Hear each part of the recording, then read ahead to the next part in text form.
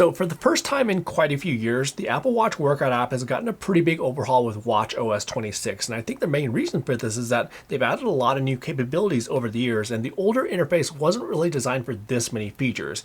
It got a little bit unorganized as they just kept on adding more and more things. But with WatchOS 26, they've introduced some new start screens as well as more organized menus, which should make things easier to use. But along with that, they've also brought out an interesting new AI-powered workout buddy feature, and it's quite a bit different than some other training related tools out there, where it's actually supposed to provide some motivation for you when you start your workout, during your workout, and then after your workout, all based on your workout stats and your training history. So I've been using the new workout app as well as the new workout buddy feature for about the last month or so, and the nice thing is that these features are just now available in Apple's public beta program, so anyone can actually try these if they'd like, but the full rollout won't be until the fall sometime, usually in conjunction with any new Apple Watch hardware which they may or may not release.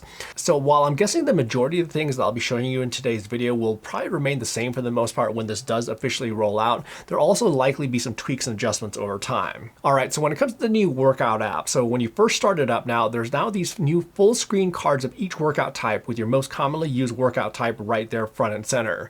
And then surrounding that are these 4 menus on each of the corners you can choose from, with the upper left hand corner being your workout settings, like let's say changing your workout views with the ability to change data pages and data fields. And then in the upper right hand corner, so this is where you'll find what they call workout experiences, where these are basically ways to do specific types of workouts where you can set specific workout goals.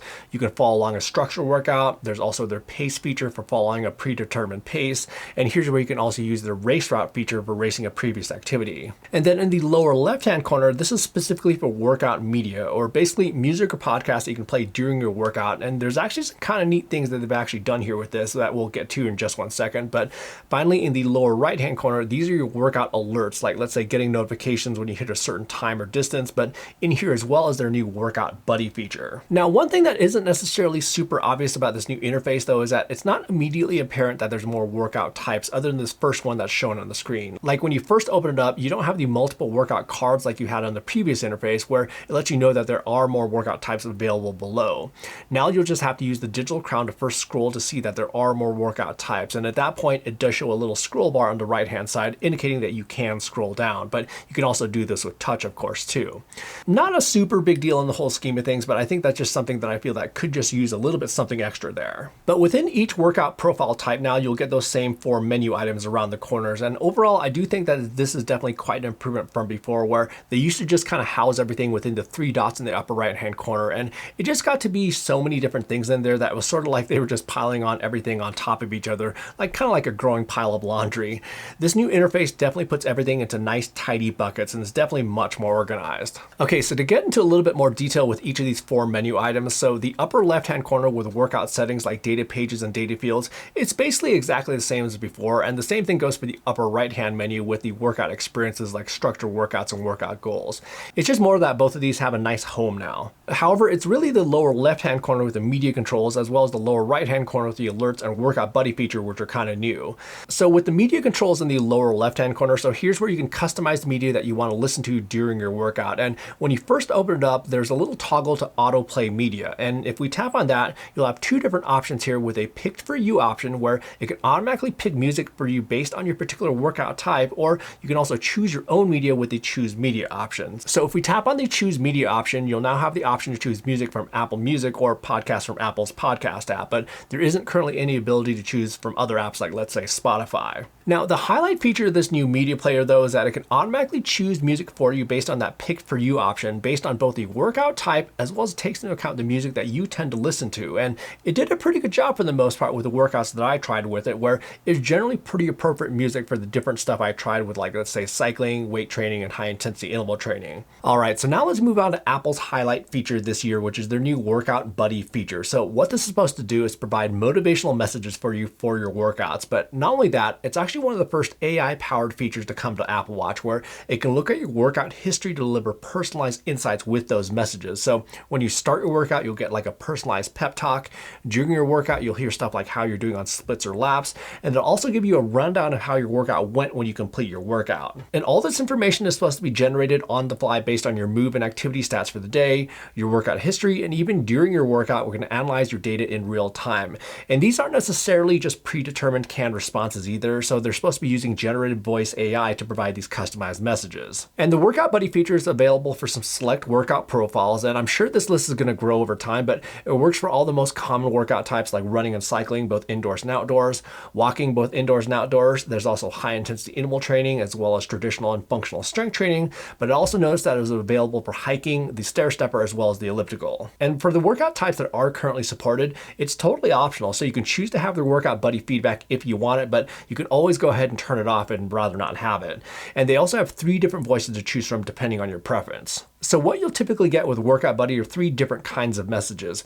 A message when you first start your workout to get you motivated, during your workout, and these are going to be typically when you hit different splits or goals during your workout, and then after your workout when completing it, summarizing your workout. So here's an example of some feedback that it gave me on a recent ride. It feels good to be getting on the bike. Your 4-day move ring streak ends today, but this will be a great start to tomorrow's streak. You crushed it last Sunday with your longest ride ever at 62.2 miles. Get rolling. You are at 18.7 miles per hour over the last 5 miles with an average heart rate of 120. You are 48 minutes into this workout. After another 5 miles, you are at 15 total, averaging 17.9 miles per hour with an average heart rate of 130 beats per minute. That last 5 miles was your fastest yet today, at 21.8 miles per hour. Nice one. You biked 34.9 miles in 1 hour, 50 minutes, and 32 seconds, averaging 18.9 miles per hour. You closed your move and exercise rings. Keep up the good work. So for the feedback when I first started out, so they intend this to be kind of like a pep talk, and I think it accomplishes that for the most part, where it just said that I crushed a long ride last Sunday. And then for the feedback during the activities, it was providing with split information like speed, distance, heart rate in a more conversational manner than before. But there were also some interesting bits in there, like one of my splits being the fastest split yet. And then for the summary at the end of my workout, it basically spoke out all my ride stats along with where I was at with my move and exercise rings, and kind of like a send off for the rest of my day. And then here's just a couple more examples of some of the feedback that provided. Great job starting your Sunday with an outdoor cycle workout. Your move and exercise rings may not be quite where you want them to be yet today, but last week was one to celebrate. A perfect exercise week and 7 workouts. Let's enjoy today and get some miles. Bring on the cycling. Nice work. You just crushed a 62.2-mile ride in 3 hours and 15 minutes, averaging 19.1 miles per hour. You also closed your move and exercise rings. Enjoy the rest of your day. Way to get the work in.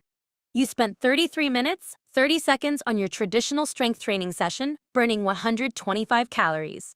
You also closed your move and exercise rings today. That's impressive consistency, having done at least 9 workouts every week for the last 4 weeks. Keep it up.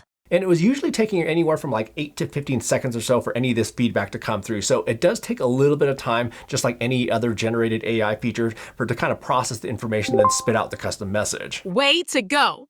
You're starting the second half of the week with a HIIT workout. You've closed your move ring every day this week, including today, and you have a 4-day move ring streak going. Last Sunday, you burned a record 2,515 calories on your longest cycling workout ever. Let's get to work. Now, going back to the personalized part of it, so a lot of the personalized feedback that was providing me was centered around my move and exercise rings, where on most workouts, it gave me a status of where I was at for the day, as well as some insights from previous weeks. And then it also pulled in some historical ride data, like my ride time for the year, as well as my longest ride ever.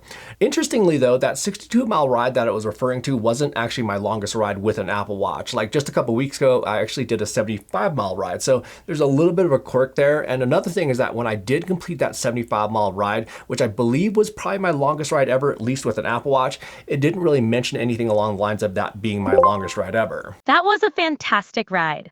You went 75.4 miles in 4 hours and 49 minutes, with an average speed of 15.6 miles per hour.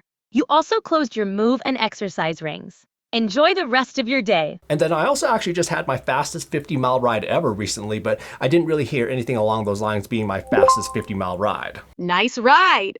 You hit 51.1 miles in 2 hours and 30 minutes, with an average speed of 20.4 miles per hour.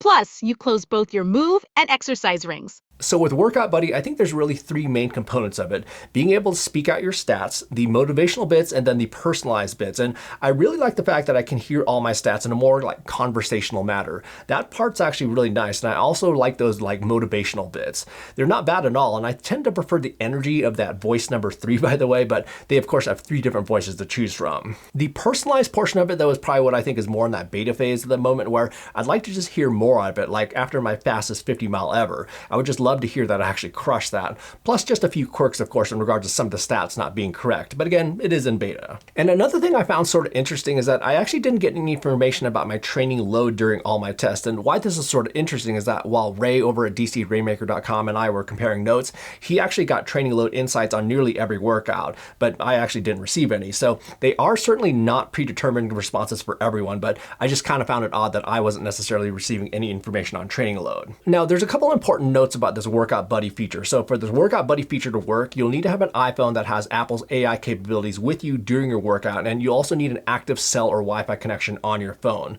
Like on this right here, I started out within cell phone range, so it delivered messages at the start, and then for like the first 15 or 20 miles or so while I still had a cell phone service, but as soon as I went outside of cell phone range, it gave me just haptic split alerts, but no spoken feedback during those splits.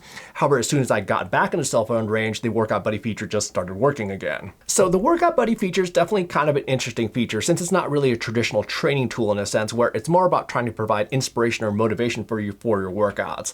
For some of you out there, this may be an awesome feature to help you get moving, and for others, well, it may not be your cup of tea, and you could always go ahead and turn it off if you'd like.